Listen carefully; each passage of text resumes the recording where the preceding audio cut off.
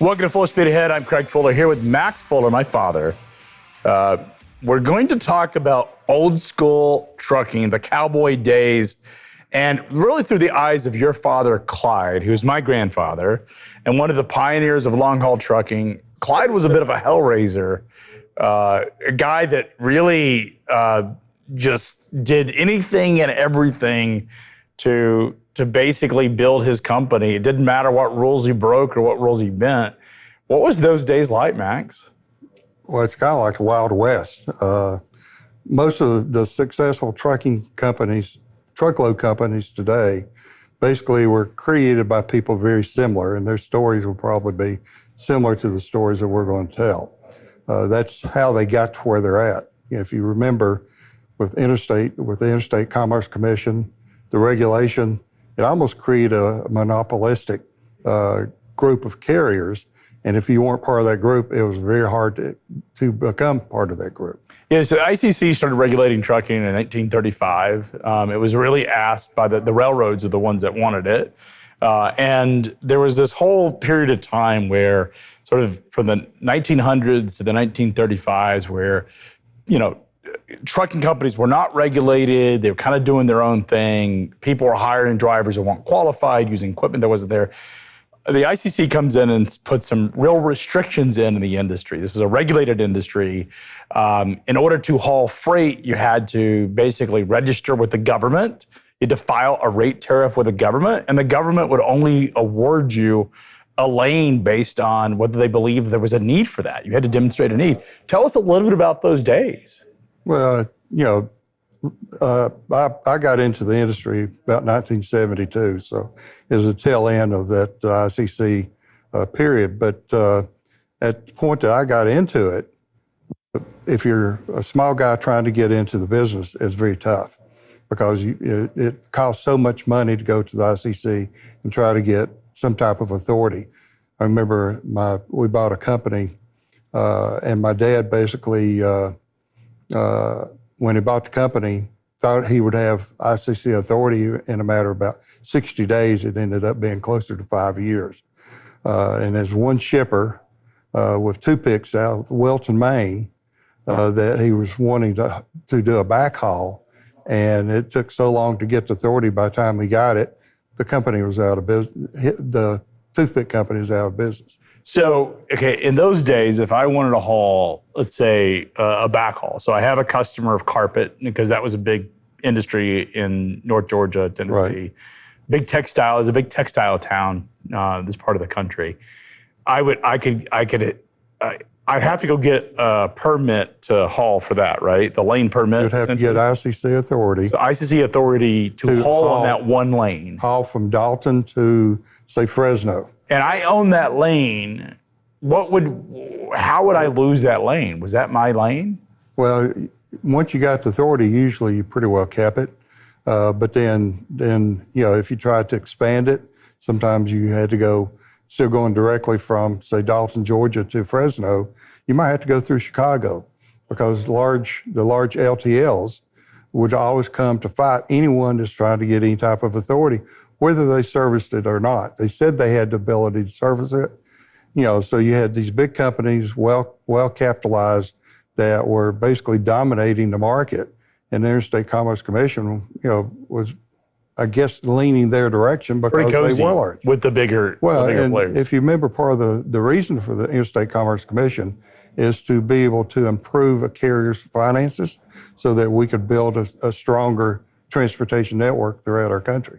Yeah, and a lot of the old school, sort of in that period of time, particularly in the 70s and well before that, trucking was a highly profitable business, a relatively profitable business compared to what it is today. It was a business that offered a high quality of life for the employees. There was a lot of union labor, but still, even the folks that were non-unionized were doing quite well. They were making sort of an adjusted equivalent well over six figures. These were the trucking jobs in the 1970s, 60s, and 70s were actually really good jobs compared to what they're viewed as today. Well, actually, in that period of time, a truck driver was probably in the top 1/3 of the pay scales, throughout different industries, and they were pretty well respected at that point.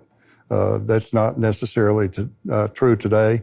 They're probably in the bottom 1/3, and not respected like they should be. Yeah, the quality of life is really difficult for drivers in addition to just the lack of earnings. I mean, earnings, when you look at what drivers have to do in terms of, one of the interesting things is the statisticians, I think the ATA loves to do a 40-hour week and take the amount of earnings of what a driver makes. But when you actually look at the amount of hours that a driver's driving, it's like 56 hours per week that a driver is actually working on duty, not getting paid per hour, getting paid per mile.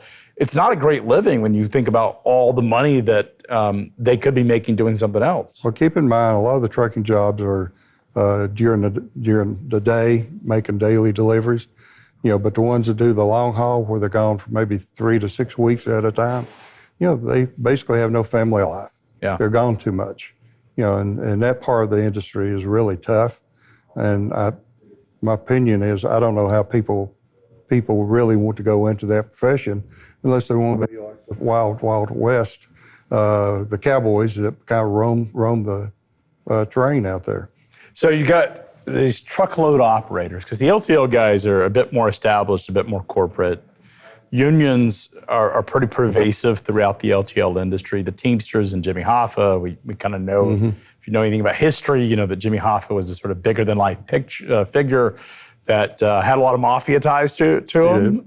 But it was a different world back then. But you had these truckload operators like Clyde, who are just kind of cowboying it, right? Well, if you're ever going to get a chance to get into the industry, you almost had to do that. And most of the truckload guys today started out with something called a shippers co-op, and at that point, it's basically, if you've got co-op of shippers that have a common type of commodity, you create a co-op.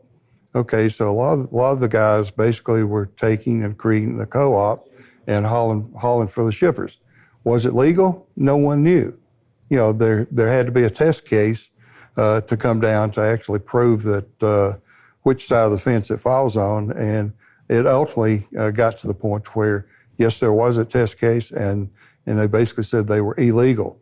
So what a lot of people have been doing for many years before that, all of a sudden became illegal, unless you were hauling agricultural products. So what's a shipper co-op? It's just a couple shippers come together to bundle their freight? If you look at what my dad did, he basically had a co-op of carpet mills that were owned by different people that basically came together, and they were shipping product through that co-op. Now, a lot of it was full trailer load, so it wasn't mixed, but it was still under the scheme of shippers co-op. So could it be like a Shaw? I mean, I maybe there were different. Well, Shaw didn't really exist much back then. But today's equivalent would be a Shaw and a Mohawk. Right. Basically have decided to bundle their freight together to benefit from this one lane, right? This one carrier. Well, you say bundle, but that's not really the case. They basically were a member of a co-op, and most of that product was full truckload. Okay. So, but how would this work? So the co-op would basically manage the freight on behalf of these shippers. Right. And then it would go find carriers that had the operating authority? No, they would be the carrier. They would be the trucking company. And that was where the technicality was at. So the shipper co-op would actually be the trucking company, would have the authority. So they would own the lane on behalf of the shippers? Well, they didn't have to have authority. They had an exemption from the regulations since they were a shippers co-op. So they could basically ship freight anywhere in the country? Well, that's kind of how it worked. Okay. Is the early days of truckload, and there was a period of time between, I don't remember when that test case came down, but there's a period of time between that and deregulation. But a lot of the guys that had done co-ops were the big players in the truckload industry once it happened, because they'd been doing it for years. Okay, so a co-op is the registered carrier, but in order to, let's say that, again, we're using modern examples, but let's say Shaw or Dixie Yarns is a company that I think may have been around back then. Right. Decide it wants to open up a new market, say Chicago, and it didn't have the lane before. Would it have to find a carrier that had that lane, or would it go file for its own permission? The co-op is usually the carrier itself. Okay. Okay, so, and you go out and you sell freight make somebody on a specific member. lane. Well, not necessarily. Since you were a co-op, you could do anything you wanted to. So you didn't. You were okay. exempt. And the trucks would run under the co-op? The trucks would run under the co-op, which was the trucking company. So how did they determine that a co-op, like what were the rules of being a co-op? Well, the co-op basically was exempt. Okay, but Exempt from the ICC regulations. So that's the reason you go into almost any shipper, make them a part of that co-op, and you can haul their freight once they signed up as a member of the co-op. Was the co-op exclusive? So did a shipper have to give all of its freight to the co-op? No. So why wouldn't everybody just become a co-op? Well, there's a lot of co-ops around at that point. Okay. So everybody's basically a co-op. The trucking companies are co-ops. Was this because my grandfather, your father, owned a company called Southwest Motor Freight in those days? Was it a co-op? No. Okay. No. The co-op that my dad had was called Tennessee, Georgia Shippers Co-op, based in Dalton, Georgia, and he hauled for quite a few carpet mills and pretty well all over the country at that point. And he could haul anywhere, anything, as long as it was. But if they were a member of the co-op. Okay, but so make sure I understand this. So you got these carpet shippers that have come together in this co-op. Could he take a load from a non-co-op member? If they signed up as a member of the co-op. So they would just join the co-op, this association. It's basically, here's a contract, you're part of the co-op, and then I can start hauling your freight. And so why wouldn't I just don't understand why wouldn't every shipper just do that? Like what were the reasons they wouldn't want? It was very common at that point. So why wouldn't they want to do that? Truthfully, I don't know. I think they would want to do it because in a lot of cases, they allow small carriers at that point that could haul their freight, and they were pretty well exclusive to those people, members of the co-op. Just because of the headaches of becoming a member of another co-op was a problem? To a certain extent. Got it. Okay, so your father has a co-op. How big was this? How many people worked in it? Did it had trucks specifically dedicated? Well, I think he had probably 25 trucks. Okay, so it's small. Like that. It's very in the small. world of today, it's small. And that's you almost had to stay small to stay off the radar with the ICC. Gotcha. So basically, you couldn't build this 10,000 truck co-op because the ICC. That's likely what would get the ICC upset. Well, you'd probably have so many members at that point that they wouldn't think it was a co-op. Okay, so there was a test case in this. There was a test case that came down, and I remember, watching the whole thing happen because my dad was scrambling one night to move equipment and empty a warehouse.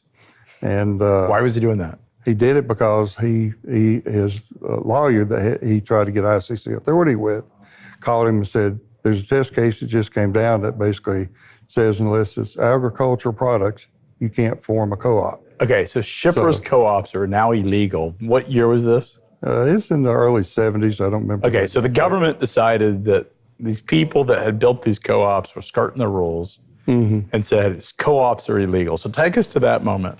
Okay, well, the story I was telling, my dad was scrambling to get the carpet out of the warehouse, get his trucks out of town, and kind of disappear. The next morning, the ICC shows up at that location, and of course, he's shut down. So they're investigating this business that they think is in violation of their rules. Because they knew that he had a co-op, right? They knew he had a co-op. And they basically decided they want to go after these things because they're illegal. Well, they determined it was illegal in a court case. Okay. Before that, no one really knew. It was a gray area. Gotcha. And that's the reason so many people were doing it. Okay, so the government says it's illegal. They go in and raid it. Your father clears out overnight, bullet room style, clears out, and there's nothing there for the ICC to find. That's right. That's right. So what did he do with all? I'm assuming he had equipment and stuff. What did he do with all the stuff that he moved out? Well, the next thing that happened is he ended up creating a leasing company where he would lease his equipment to the same shippers that he had before.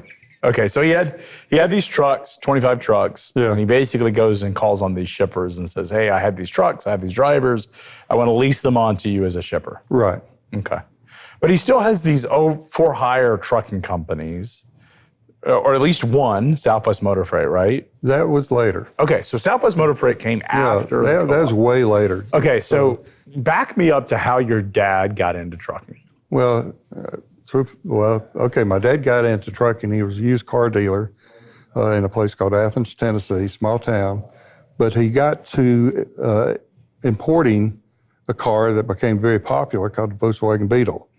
And he was one of the very few people in the Southeast that were importing those cars. But people would come all the way to Athens, Tennessee, which is a very small town, to buy them. And he couldn't keep them. And one day some guy came in and traded a tractor and a refrigerated trailer for 2 Volkswagen Beetles. Okay, so my dad basically did the deal, thought it was a decent deal, but the truck sit out there for over a year and nobody would come in to buy it because he really wasn't in that business.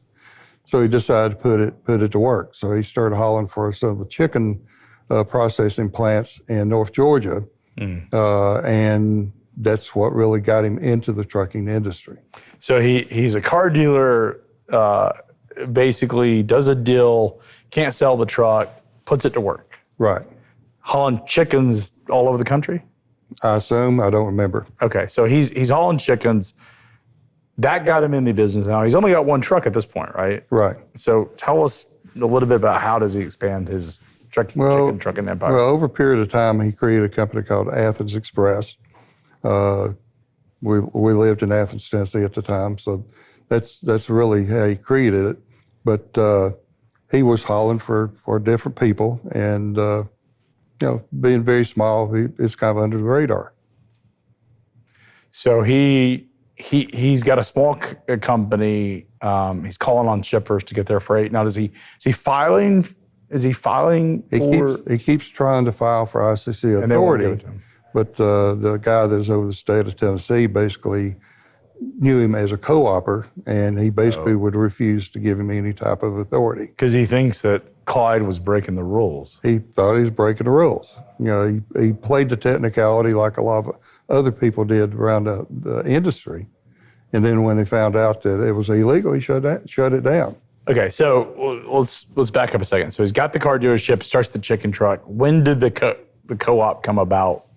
Co-op came about probably a couple years after Athens Express was created. Okay. And my dad basically saw an opportunity to haul for a lot of the carpet mills, which was an industry that in the 60s and 70s was just really getting started. The carpet, the tufting process was created in North Georgia, and that's where most of the carpet mills were at that point. Mm-hmm. So things really took off for that industry, and they had a real need for carriers, so he ended up opening up an office in Dalton, Georgia. In the process, he created a pretty close relationship with those carpet mills, and then eventually went into, as he tried to get bigger, went into the co-op in order to be able to expand his fleet. Okay, so he's got some authority. His chicken truck business has got some authority hauling freight, or is he just basically doesn't care? He didn't have authority for it. Okay, so he's just breaking the law. Well, maybe. I don't remember what the law said about chickens back then. But, okay, because agriculture may have been exempt. Is that sort of the thinking? Right. Okay, so he's hauling. He doesn't have authority. Can't get authority. He decides he's gonna find. He found this technicality somehow in the law that says that if I build a shippers co-op, then I can run this trucking company on behalf of these shippers, and I'm sort of exempt from ICC rules, so I think, or so I can argue, until basically the scene gets litigated. And he had lawyers that basically told him he could do that, but they didn't know, where you draw the line. So that ended up being part of the issue was, can you go outside the carpet industry and bring other people into that co-op? Got it. Okay, and that's where I think the ICC wanted to draw the line, but that wasn't necessarily where a lot of people back then were drawing the line. So Clyde sees a lot of gray area in this and decides to... Keep in mind, my dad was, kind of a modern... You look at Donald Trump today, he basically doesn't know parameters. He doesn't know where everything's supposed to fit. He knows technicalities, and he plays those technicalities, and he loves to have a contest. Okay, that was my dad. I'm almost very similar in character. You know, I've always said Clyde reminds me of a Boss Hogg character on Dukes of Hazzard. Well, He's a big dude because Clyde was not a small man. Well, he's 6'4" and weighed about 280 pounds. So I thought he weighed more. well, later in life he 3. did, but for most of his life I didn't realize he was that tall. Yeah. Okay, so it's a big old drink of water. Well, I mean, he could handle truck drivers when he needed to. So He'd get any fist fights with them? I'm sure he did. I don't remember any. I do remember a story of him getting in a fist fight with his your mother's divorce attorney. He did, and that's later on. But if we develop the story, we'll get into that. So he's got this trucking business. Tell me the story about Clyde and his marriage. Well, I was telling the story. The Athens Express, and then he opens up an office in Dalton, Georgia, where he ends up hiring this lady as a secretary. Well, things kind of went in a certain He's married to your mother. He's married. Okay. But he spent a lot of time in Dalton because that's where the business was really growing. And my mother's running the Athens Express side. My dad was in Dalton. In Athens, Tennessee. Yeah, and my dad was running the operation in Dalton. Okay. And it's about an hour drive away. Yeah, right? it's about an hour, but keep in mind you didn't have the interstate back then. There's no internet. You no might as well be in a internet. different country at that point. Well, you might as well be. But my dad ended up getting excited about his secretary, and things happened, and so They went to Vegas. Well, he came to the house and said he was leaving. He was getting a divorce, and my mom basically said, "No, I'm not going to divorce you." And of course, in Tennessee, it had to be a mutual agreement because you couldn't divorce unless both people agreed. So my dad and his new lady goes to Reno, Nevada. Now some of this is hearsay, so I don't have proof, but the story goes that they got a quickie divorce in Nevada. And supposedly my mom signed a divorce decree in Nevada, even though she's never in Nevada. So there's a woman that is pretending to be your mother that is willing to sign the paperwork to divorce this man that she claims she's married to. That's correct. But it was not your mother that signed the paperwork. Correct. Okay, so this is crazy. So Clyde goes and gets married to his secretary. Right. But he's also married. And so this is in Nevada. Well, the state of Tennessee did not recognize Nevada. So he's married to 2 women at the same time. Right. He's committed to polygamy. Well, that's the reason their divorce case took over 5 years. And if you look at the Tennessee divorce law, about half of the divorce law was created through my parents' divorce. Just because it was so messy. It was messy, very messy. So Clyde is in the court at some point.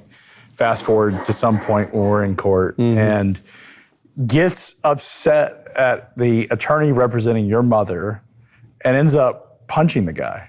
Ends up punching the guy, and the guy he was an attorney. He's also a state representative. So well known, and so anything that happened to that guy became big news.